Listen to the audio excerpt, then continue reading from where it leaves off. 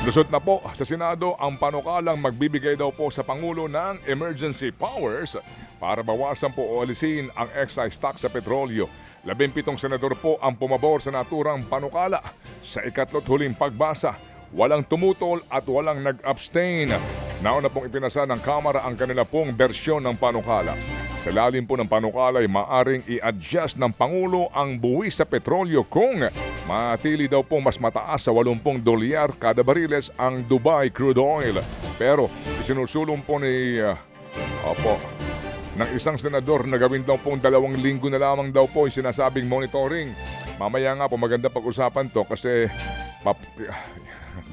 kailan dito yung simula, di ba, ng pagkikwenta na yung petrolyo ay wala ng excise tax. Hindi ito ganun kasimple, hindi ganun kadali, di ba? As explained nga mismo ng customs, meron yang kailan dumating, yung produkto, magkano binili, plus yung excise tax daw po, kailan ibabawas, etc. Saka yung bulto din kung ilan yung dumating. Mas maganda po sana nga ang panukala para wala na pong ganun.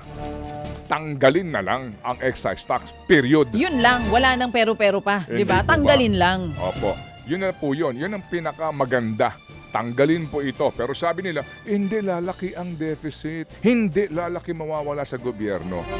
Ang solusyon, Bawasan ang kupit. Ng mga bawasan po, kumukupit. Ay, sorry, akala ko babawasan ang kupit po ang pagmamaleta ninyo. Okay. Sige. Sa mga balak naman magbakasyon, kung may extra pa ha, kasi ngayon mas marami po talagang hirap na sa buhay. Baka kailangan nyo pong mag-adjust talaga ng inyo pong pagpaplano at ng mga budget. Itinaas nga po kasi ang Civil Aeronautics o ng Civil Aeronautics Board ang passenger fuels surcharge sa level 8 mula po yan sa dating level 4. Higit doble na ang itinaas ng presyo sa gitna po ng pagsipa pa rin ng presyo ng produktong petrolyo. Para sa domestic flight, sumakyat na po ito sa 253 hanggang 787 piso na fuel surcharge. Lagpas 800 piso naman hanggang 6,200 piso ang fuel surcharge para sa mga biyahe palabas po ng bansa. Epektibo po ito mga kapatid simula April 1 hanggang 15. And in fairness naman kasi, baby girl, ang mga pangkaraniwang pong mga manggagawa o pamilyang Pilipino, nagpaplano yan way ahead. So Maaga talaga. meron na po mga nagbayad na po, di ba? Tama. Sa kanilang accommodation, sa kanilang eroplano, naka-schedule. Oo, pinag-ipunan din yan. Pinag-ipunan talaga. So ito ho mga kapatid nga, sa ngayon, kung damay yung flights mo dito papunta sa gantong lugar ho na may problema, wait and see ka ngayon. Kasi nga, paano kung non-refundable? Yung mga ganong uri May mga po. ganon ha? Yes, ma'am. Ang wala hong problema dito, ito pong mga mayayaman, lalo na ho yung mga nakakatanggap ng mali-maletang pera. Oo. Kasi sila po yung maaring umalis gamit ang kanilang mga sariling eroplano. Oo naman. Pwede ba yun? Sila po yung maaring umalis kahit na po magkano pang bayarin doon sa pupuntahan nila kasi nga ang dami ho nilang pera. Pwede ba yun? Sana all. Bueno mga kapatid, bakasyon po sila starting tomorrow. Pwede ba yun? Opo, at ang balik na po nila ay sa buwan ng Mayo. Mayo, Wow. next year ba? Pwede ba yun? Bala po ng Babakasyon gobyerno na daw naman, bumili ng 2 milyong bariles ng krudo bilang pagdagdag sa buffer po ng bansa sa gitna pa rin po ng sigalot sa gitnang silangan. Ayon po kay Finance Secretary si Frederick Go. Isa raw yan sa mga hakbang ng gobyerno para daw humatiyak na hindi magkukulang ang supply ng langis sa bansa at tumbas siya ng 10 araw na dagdag buffer. Nasimulan na raw po ng Philippine National Oil Company Exploration Corporation ang proseso.